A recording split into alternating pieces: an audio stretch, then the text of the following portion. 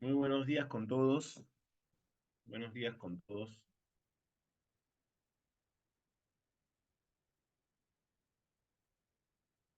Vamos a dar inicio a la clase espejo coordinada para el día de hoy en relación a lo que es derecho corporativo.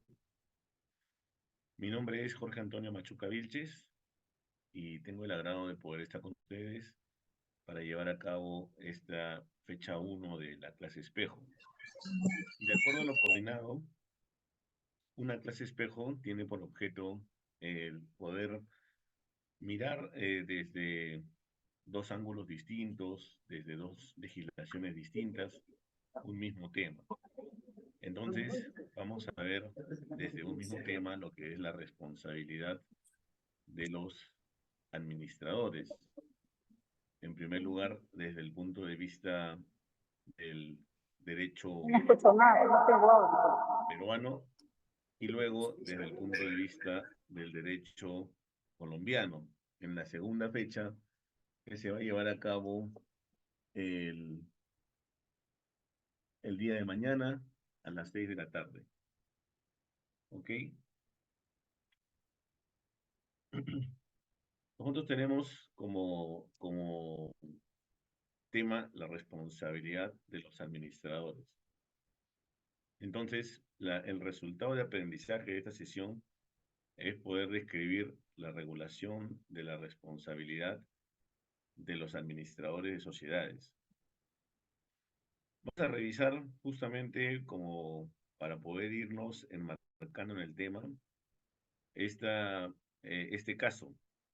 Tenemos un caso en el Perú en el cual la séptima sala penal liquidadora de la Corte Superior de Justicia de Lima, en apelación, confirmó una sentencia de primera instancia recaída en el expediente 1164 del 2011, a través de la cual se condenó al gerente general de una empresa a 4 años de pena privativa de libertad y al pago de 180.000 soles, es decir, lo estamos poniendo al tipo de cambio para que se entienda mejor el monto allá en Colombia, de 45.000 dólares, por concepto de reparación civil, por la comisión del delito de violación de la libertad de trabajo, un atentado contra las condiciones de seguridad y salud en el trabajo, artículo de nuestro Código Penal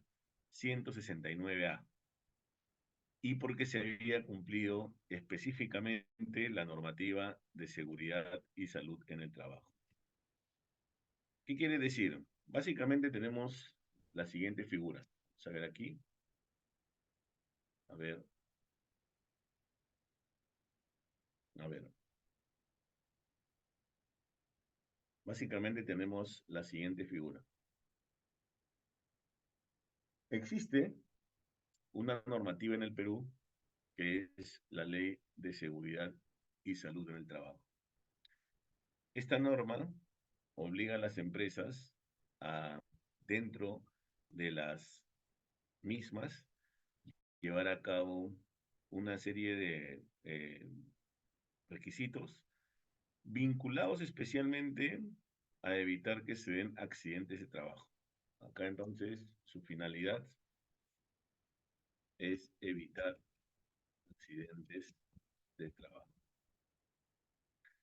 Sin embargo, dentro de una empresa peruana se presenta un accidente de trabajo que culmina con un trabajador fallecido.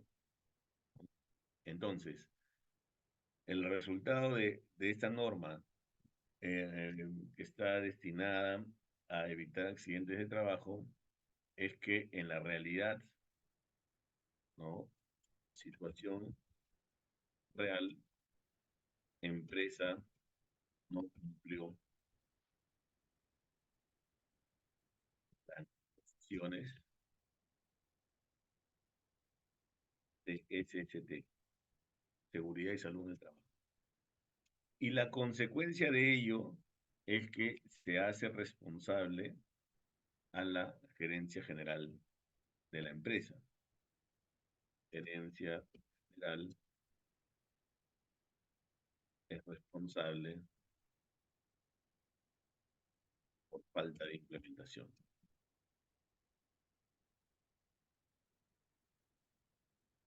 Entonces, aquí es donde nos ubicamos dentro del tema que desarrollamos hoy.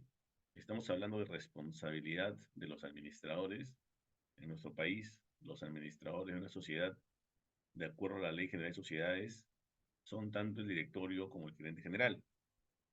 Entonces, tenemos ya jurisprudencia en el sentido que ante el incumplimiento de la normativa que cause perjuicio a los trabajadores y por ende a la propia empresa, puede ser declarado culpable el gerente general y eventualmente el directorio.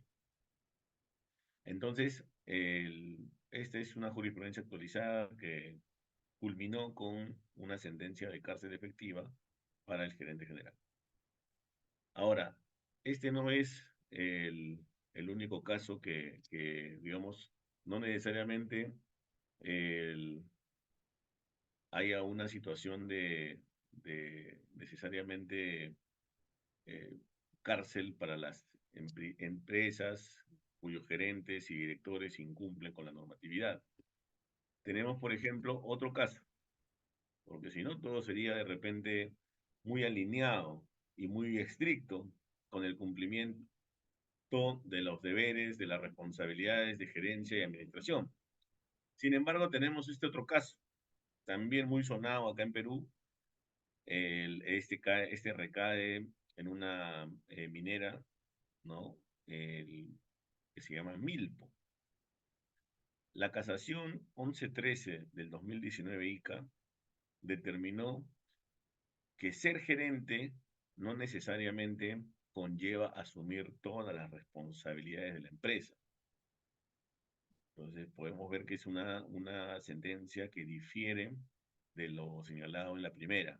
Mientras que la primera hacía responsable de la falta de implementación de la seguridad y salud del trabajo al gerente, aquí más bien una eh, situación de incumplimiento ocasionada por no respetar las normas ambientales, terminó la judicatura señalando que eso no necesariamente es responsabilidad de la gerencia. ¿Por qué? Porque en este caso, ¿no? El gerente, Govitz Colchado, no necesariamente tenía esa responsabilidad dentro de la empresa. ¿Por qué? Porque dentro de la empresa existía un área especializada en temas de control ambiental. Había un área dentro de la empresa que manejaba esto, digamos, con mucha antelación a que este señor incluso ingrese a trabajar a esa empresa mil.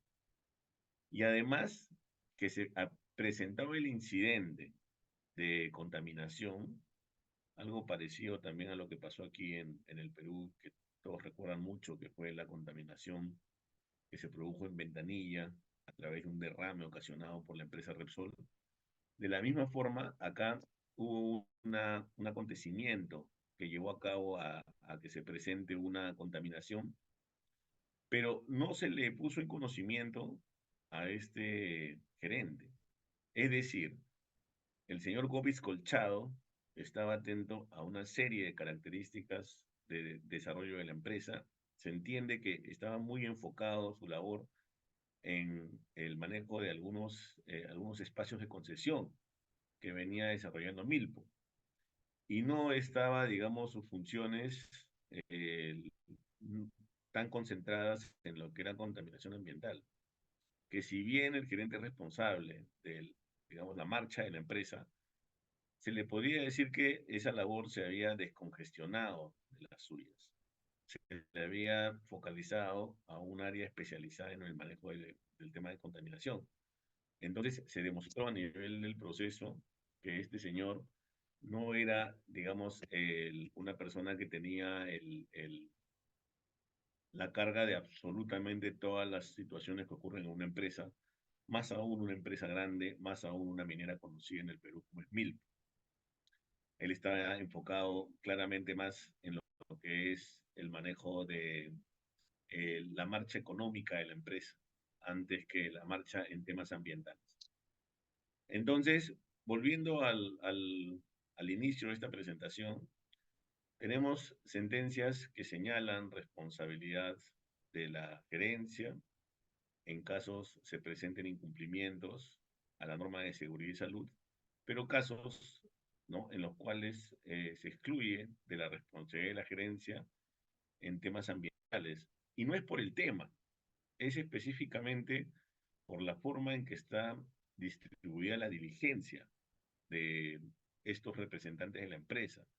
Mientras en una, la misma norma de seguridad y salud en el trabajo señala que las empresas deben llevar a cabo una implementación y esa implementación estará a cargo de los gerentes.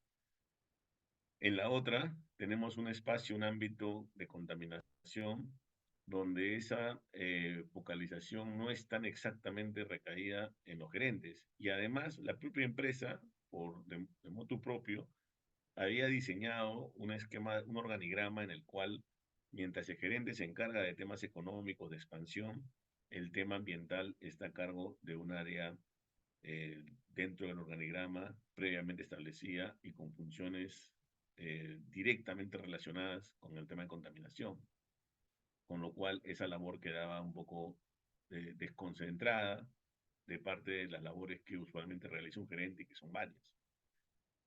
Con esa base, bajo esa premisa, surge la pregunta de cómo está regulada la responsabilidad de los administradores de una sociedad. Y eso es lo que hemos venido a trabajar el día de hoy. Nosotros estamos comenzando más o menos hace aproximadamente unos 10 minutos. La idea de esta clase espejo es que sea una visión puntual sobre el tema, ¿no? A fin de que pueda ser, eh, digamos, entendida claramente, ¿no? Y eventualmente poder ser investigada y ampliada por parte de cada uno de ustedes. En nuestro país, en Perú, los órganos que están, digamos, manejando el, el esquema societario, ¿no?, los que van a tener, digamos, la administración, el manejo, el desarrollo de la sociedad, son tres. En primer lugar, la Junta General de Accionistas, que es considerado por la doctrina como el órgano supremo de la sociedad, aquel que en realidad tiene las potestades más fuertes, porque a través de la Junta General de Accionistas es que se nombra el directorio, y el directorio es quien nombra la gerencia. Entonces, la Junta General de Accionistas es la que tiene el mayor poder. Solamente que si tuviese que tomar la Junta General de Accionistas las decisiones permanentemente, hablaríamos de una entidad que se maneja con dificultad, que le faltan reflejos para tomar decisiones. Entonces, usualmente, la lógica de este tipo de sociedades que rigen en el Perú es que la Junta General designe en un órgano que concentre las decisiones principales esta facultad de poder echar a andar a la empresa. E incluso ese directorio, ¿no?, que es nombrado por la Junta General de Accionistas, designa un representante de la toma de decisiones del día a día, mientras que el directorio toma decisiones estructurales, de finalidad, de misión y visión, es decir, grandes decisiones. La gerencia general está destinada a esos lineamientos, esas directrices que elabora el directorio, ejecutarlas en el día a día. Entonces ahí podemos encontrar un poco la diferencia. El, la Junta General de Accionistas se reserva este derecho a tomar decisiones permanentemente, porque hacerlo, especialmente cuando su número es grande, podría significar una lentitud, una dificultad para que las empresas tomen decisiones de forma oportuna y de forma, digamos, adecuada para las coyunturas, ¿no? Mejor es tener dentro de las decisiones, personas muy especializadas, dependiendo del tipo de empresa. Se supone que en el directorio están las personas que conocen el tema, el rubro que se está desarrollando dentro de la empresa. Y asimismo, haya también una persona que esté para poder responder por las tomas de decisiones puntuales que se dan en el día a día, que es el gerente general. Algunos autores señalan que el, esto tiene una similitud con los poderes del Estado, mientras que la Junta General se asemeja a un poder ejecutivo, perdón, a un poder legislativo, el directorio se asemeja a un poder ejecutivo que toma decisiones permanentemente.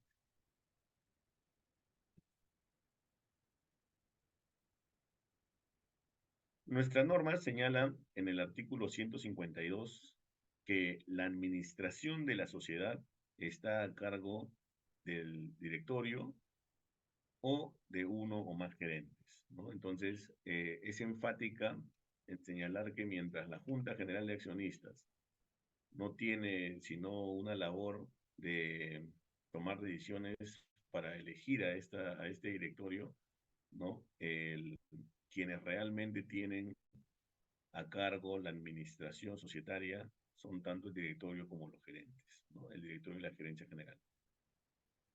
El directorio, el que es facultativo en algunos tipos de empresa, ¿no? No es que va a estar presente en todos los tipos societarios. Es más, existen en el Perú algunas instancias societarias que descartan el empleo directorio.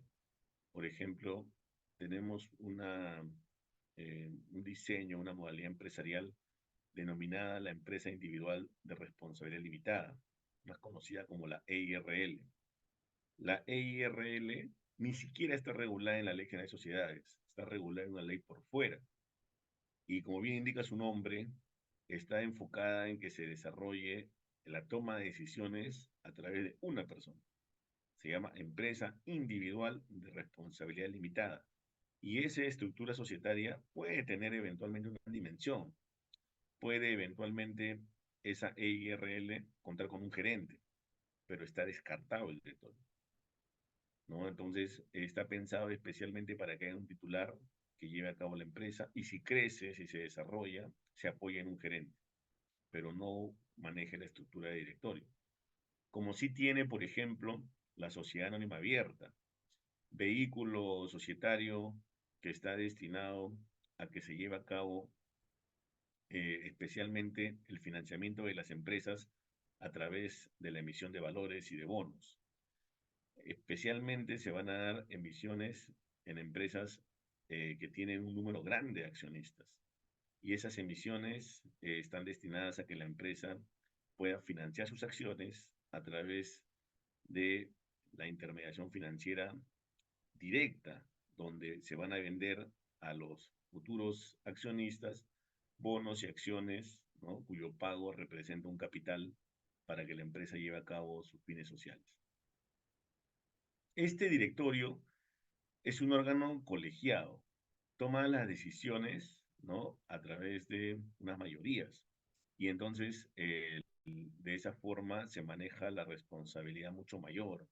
La doctrina señala que cuando las decisiones se toman de manera individual, existe un margen mayor de error y un margen mayor de que se presenten, digamos, situaciones indebidas, ¿no? Que se presenten eventualmente recarga, demasiada presión, ¿no? Demasiada responsabilidad que recaiga en una sola persona las decisiones. El hecho de que recaigan varios permite una mayor discusión, permite también una decisión mucho más meditada, ¿no? ¿No? Dentro de lo que son los organismos, por ejemplo, públicos en Perú, tenemos una curiosidad que les voy a mostrar para que puedan manejar. A ver, les voy a hacer acá un pequeño gráfico.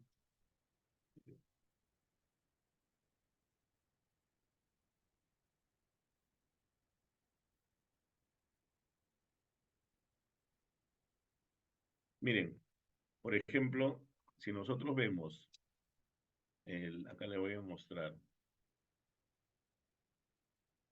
hay dos organismos públicos que funcionan en el Perú con relativo éxito. Uno es el Banco Central de Reserva del Perú y otro es la Superintendencia de Banca y Seguros. Entonces acá tenemos el Banco Central de Reserva del Perú y acá tenemos a la Superintendencia de Banca, Seguros y AFP.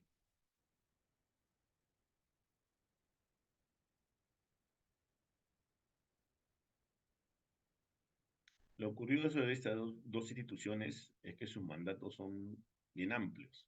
Por ejemplo, el BCR tiene como mandato el controlar la inflación,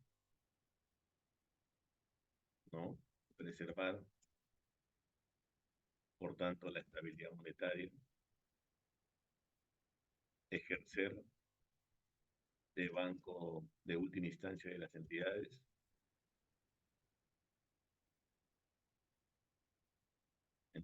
financieras.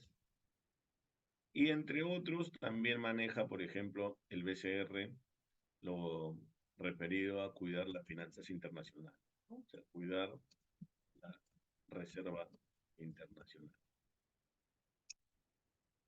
Son grandes funciones, importantes funciones las que maneja el BCR. La SBS, en cambio, tiene otras funciones importantes. Controla la banca, controla las empresas de seguros, controla a las AFPs, que son acá como se denomina a las entidades que ayudan a la administración de fondos para efectos de pensiones, y controla las cooperativas. Ahora, ¿cuál es la diferencia clave entre cada una para efectos de lo que estamos trabajando? El Banco Central trabaja con directorio y la SBS trabaja con un superintendente. Superintendente.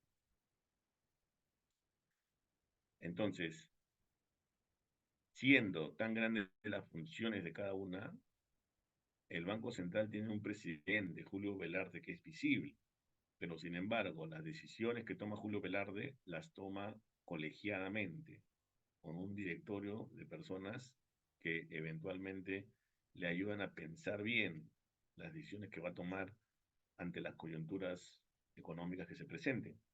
En cambio, en la SBS estamos hablando de una persona que toma todas las decisiones. Tiene dentro del organigrama representantes de cada uno de las instancias. Tiene un superintendente de banca, uno de seguros, uno de FPs, uno de cooperativas. Pero finalmente la decisión final que se toma, la toma una sola persona. Entonces, se podrán imaginar que la responsabilidad que recae en cada uno de ellos es distinta. Mientras que el presidente del BCR tiene cierta tranquilidad para tomar las decisiones, ¿no? La superintendenta de Banca y Seguros asume muchas responsabilidades por sí sola. Ella es la que va a tener una responsabilidad sobre 4 grandes espacios controlados por esta institución. Y hace tiempo, hace mucho tiempo que existen discusiones de doctrina, discusiones académicas en relación a la necesidad de que la Superintendencia de Seguros se maneje con un directorio, ¿no? Ahí pueden ustedes un poquito darse cuenta la importancia de tener una decisión colegiada ante decisiones importantes. Muy bien. Ahora, dentro de lo que es las obligaciones, las bases de la responsabilidad de los administradores, tenemos 3 instancias, tenemos 3 elementos que son desarrollados por la norma, por la doctrina. En primer lugar, tenemos el hecho de que exista una personalidad jurídica. Luego, la responsabilidad limitada. Y finalmente, la administración centralizada. Es decir, vamos a hablar de responsabilidad de los administradores, en primer lugar, porque existe el concepto de personalidad jurídica. Es decir, la personalidad jurídica representa que las entidades, que son ficciones, las sociedades, que son ficciones del ser humano, finalmente sean entidades capaces de manejar obligaciones y derechos. Entonces, todos sabemos, en este momento, por ejemplo, a ver, en el chat, ¿a qué entidad, a qué sociedad estoy representando yo en esta reunión?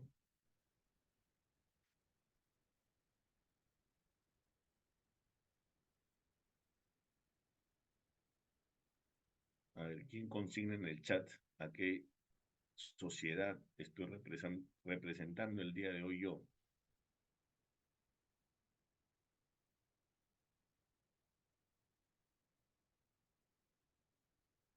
¿Nadie? Ok, Ricardo, a la Universidad César Vallejo. Ok, yo soy Jorge Machuca, yo soy una persona natural. Sin embargo, el día de hoy represento a una universidad. Entonces, eso lleva como consecuencia a que las entidades, en realidad, mediante una ficción, interactúan dentro del mercado. En este momento, yo, más que Jorge Machuca Vilches, yo soy un representante de la Universidad César Vallejo. Y entonces, si yo, por ejemplo, cometiese un atropello, me pongo con ustedes malcriado, eventualmente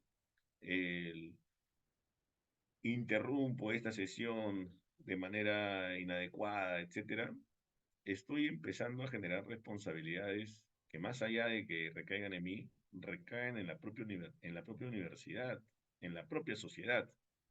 Eso es porque existe el concepto de personalidad jurídica. Entonces, cuando nosotros vamos a una entidad, a un banco, a un cine, a una empresa que vende alimentos, a un restaurante, y por ejemplo, sufrimos un daño por parte de los representantes de esas entidades, la personalidad jurídica hace que ellos tengan que asumir una responsabilidad. Hay un responsable directo que es la empresa que me ha prestado el servicio o que me ha vendido el producto. Entonces, sabemos que la actuación que está detrás puede ser de una persona natural, pero es la empresa la que por el concepto de personalidad jurídica asume derechos y especialmente obligaciones en relación a la ponencia de hoy. La responsabilidad limitada es una ficción que hace que distingamos el patrimonio personal de los socios del capital social de la empresa.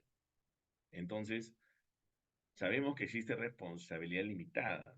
Sin embargo, ¿no? En determinadas situaciones, la responsabilidad de los administradores no es limitada, sino que es ilimitada. Tienen que dar cuando existe una negligencia, cuando la empresa genera un perjuicio. Justamente la normativa tiende a lanzarles una responsabilidad ilimitada a los administradores de la sociedad. Y luego la administración centralizada, ¿no? Es decir, el hecho de que exista la posibilidad de delegar de toda una sociedad la responsabilidad al directorio y a la gerencia, es decir, a muy poquitas personas, justamente es una de las bases para que luego hablemos de que hay unos responsables directos. Oye, ¿sabes qué? Esta sociedad tiene 5.000 personas. Están los accionistas, están los accionistas con derecho a voto, que son, por ejemplo, 500, los accionistas sin derecho a voto, que son puramente inversionistas, que son 3.000. Tenemos un directorio de 7 personas y un gerente general que maneja 4 gerentes generales adjuntos. Entonces, sin duda es difícil determinar entre tanto volumen de personas una responsabilidad, pero sabemos que en este caso estamos hablando de que la responsabilidad se centraliza en director y gerencia. Lo hemos visto en la norma. Acá en esta parte de aquí lo hemos visto claramente. El artículo 152. La administración de la sociedad está a cargo del directorio y de la gerencia. Entonces, estamos centralizando la responsabilidad. Y ahí tenemos entonces completadas cuáles son las bases para poder hablar de responsabilidad de del directorio y del gerente. Ahora, si bien tenemos estas bases, también tenemos un poquito de doctrina. Hay un contrato de agencia, estimados, en relación a los directores y la Junta General de Accionistas. Es cuando tenemos un contrato de agencia, es cuando hay representación, ¿no? De una a más personas, denominadas los principales, a través de un agente que responde por ellos. Estos señores, Mecklin y Jensen, que ven en imagen, desarrollaron mucho justamente cómo se presenta el contrato de agencia en empresas y llegaron a la conclusión de que existe una curiosidad. Cuando ambos buscan maximizar beneficios, tanto la Junta General de Accionistas como el gerente, existen muchas situaciones en las cuales el gerente, los directores, van a tener eventualmente en esta maximización de beneficios la posibilidad de ir en contra de los intereses de la Junta General de Accionistas. Digamos, una regla establecida por la doctrina y que forma parte de este elemento final de administración centralizada. Repito, la administración centralizada se realiza a través de un contrato de agencia. Y ese contrato de agencia usualmente lleva a que pueda haber un conflicto de intereses. ¿Cómo se presenta eso? Porque la Junta General de Accionistas delega en el directorio de la gerencia el interés de que manejen sus eh, recursos de la mejor forma. Si yo soy, por ejemplo, accionista de una empresa y soy un accionista económico, mi principal interés va a ser en que la empresa haga un buen trabajo porque va a ganar más utilidades. Si es más eficiente, va a ganar más utilidades. Y al momento en que me paguen mi participación, ¿no? mi alícuota vinculada a mi participación, voy a recibir más dinero. Entonces, yo soy accionista de una empresa y esa acción me genera una expectativa de ganancia, una expectativa de utilidades. Acá cuando se reparte las utilidades le denominamos dividendos. Y ese dividendo va a ser mayor si el directorio y la gerencia actúan eficientemente. Por el contrario, si el directorio y la gerencia no son eficientes, mi ganancia va a decaer. Ahora, si tú estás en la posición de director y gerente, ¿cómo se presenta ese conflicto de intereses? Pues muy fácil. Al momento de tomar las decisiones, lo hacen ellos buscando también su propio interés. Un ejemplo muy conocido. Damos la responsabilidad al director y gerentes de que elijan, por ejemplo, un concesionario para la empresa, para que preste dentro de la empresa el servicio de alimentación, ¿no? Entonces, nos va a convenir a todos que ese servicio de alimentación lo lleve a cabo una empresa que haga bien su trabajo. Pero al directorio de la agencia que les corresponde contratar a esa empresa que presta el servicio de alimentación, eventualmente podrían buscar maximizar sus beneficios. Por ejemplo, darle la concesión no a la que cocine más rico, no a la que dé alimentos más saludables, no a la que busque los precios más bajos, sino a la que eventualmente le dé al gerente o al directorio algún tipo de dinero por lo bajo. O, por ejemplo, sin que le dé dinero por lo bajo. En vez de elegir neutralmente una empresa que brinde alimentos que sea eficiente, etcétera, lo eligen por amiguismo.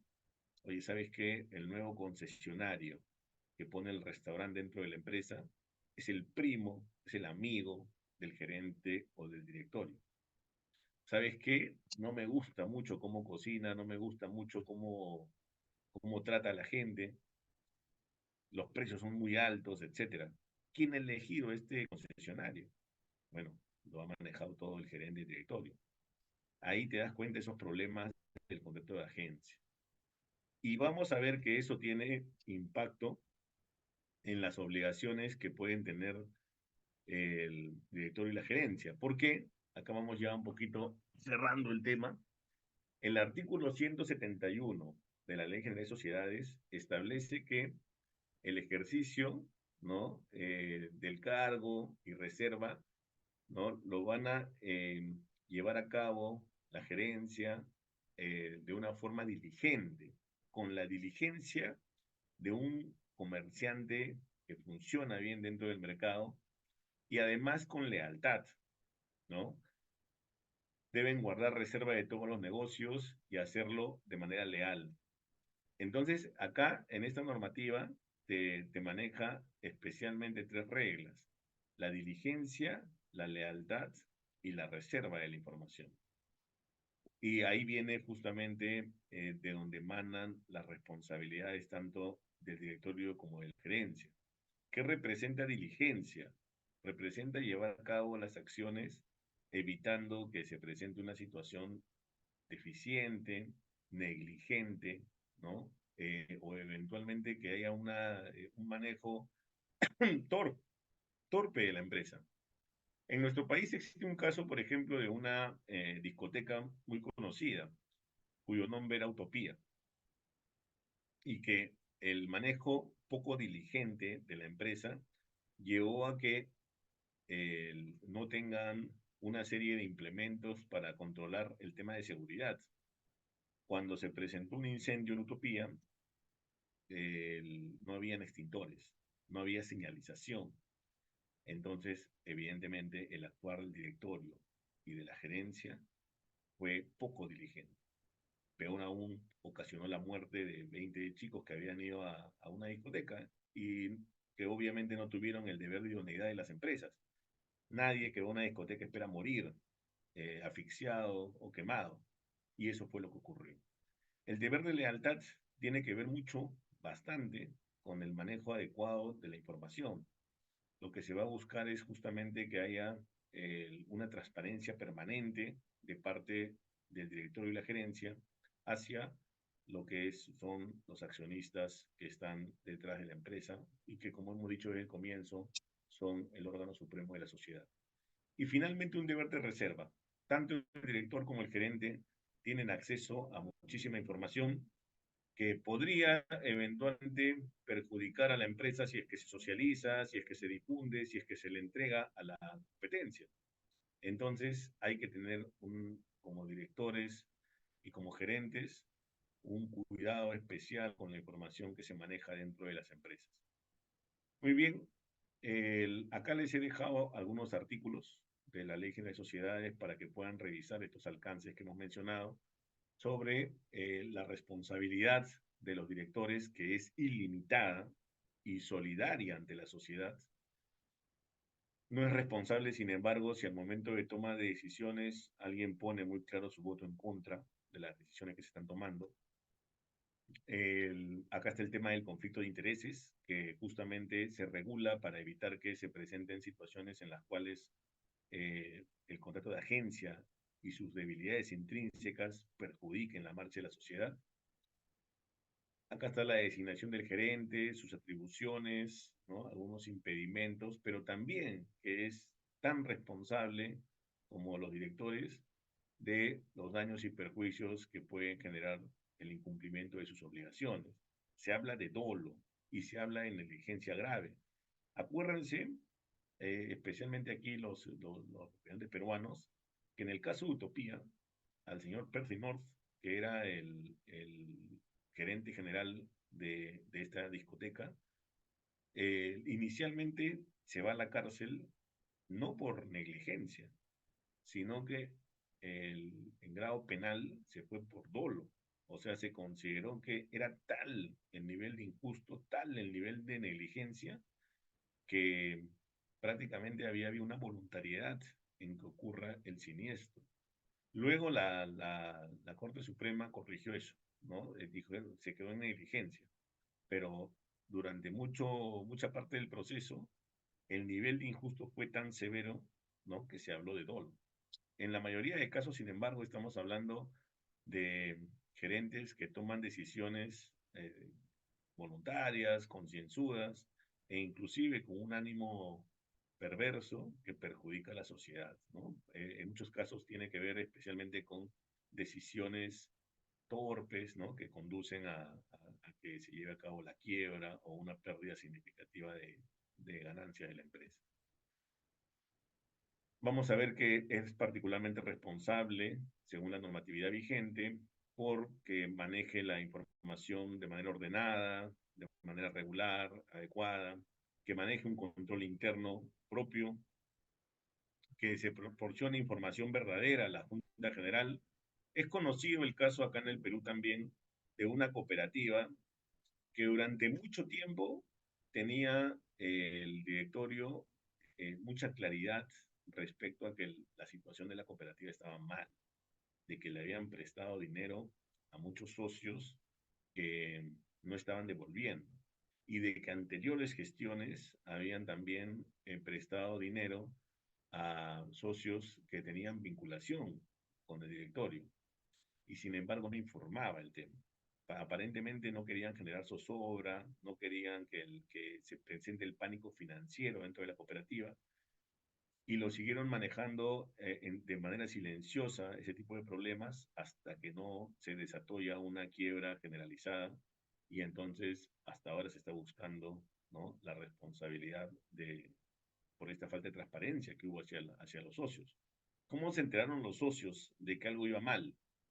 Porque un día un socio fue a retirar dinero a la cooperativa, quería hacer un retiro más o menos de 10.000 soles, y la cooperativa le dijo, disculpa, no te puedo dar 10.000 soles, a lo sumo te puedo dar 3.000 soles y mañana regresas por la diferencia.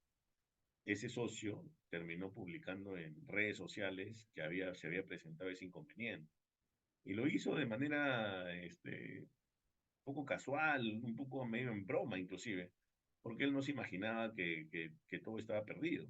Y escribió, ¿qué pasa con mi cooperativa querida? ¿No? Que yo quiero hacer un retiro y no me devuelven. Los, los, este, los otros socios empezaron a ver el post, empezaron a compartirlo y empezaron a aparecer otros que decían lo mismo. Oye, qué curioso, hoy día iba a retirar 3.000 soles y me han dicho que el límite es 1.500, a mí que el límite es 500. Cuando ya se empezó a viralizar entre los socios esta situación, todo empezó a colapsar, porque todo el mundo fue corriendo a hacer retiros. Se presentó el esquema de pánico financiero. Y en ese momento fue que la entidad dijo, ¿saben qué? No puede retirar ninguno, ¿no? Comunicado oficial para todos, el retiro máximo al día va a ser de 500 soles. Y ahí entonces recién se enteraron todos que la cooperativa, que era muy sólida, muy conocida y que se manejaba especialmente en un segmento de japoneses de segunda generación, estaba en la absoluta quiebra, ¿no? Hasta el final, el directorio esperó que haya un inversionista que pusiese la mano en el bolsillo y que reflotase la empresa, y ese inversionista nunca llegó.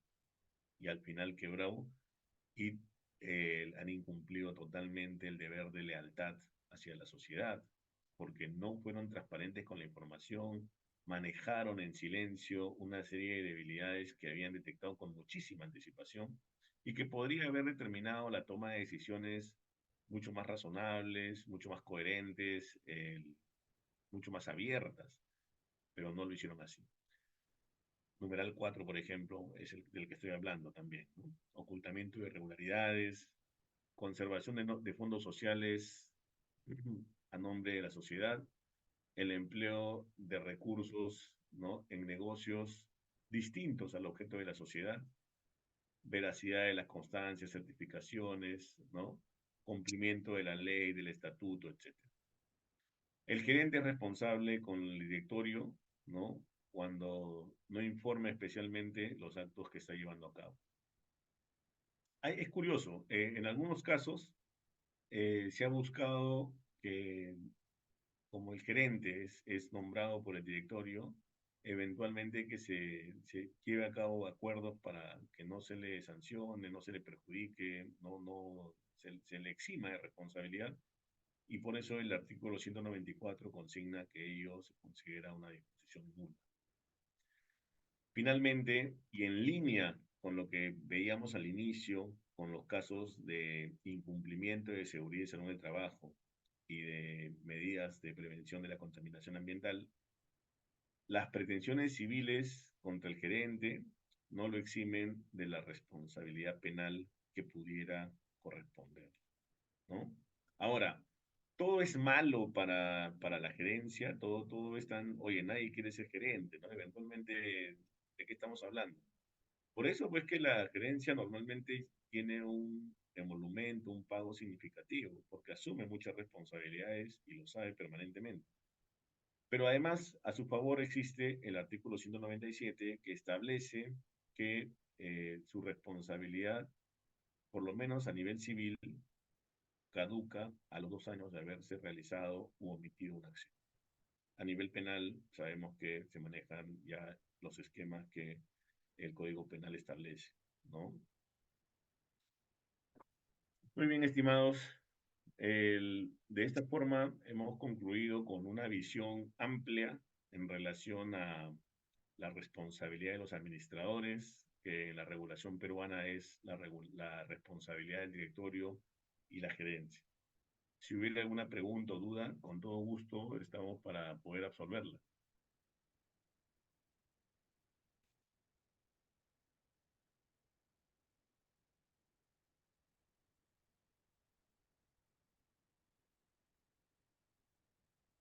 ¿No hay ninguna duda, pregunta?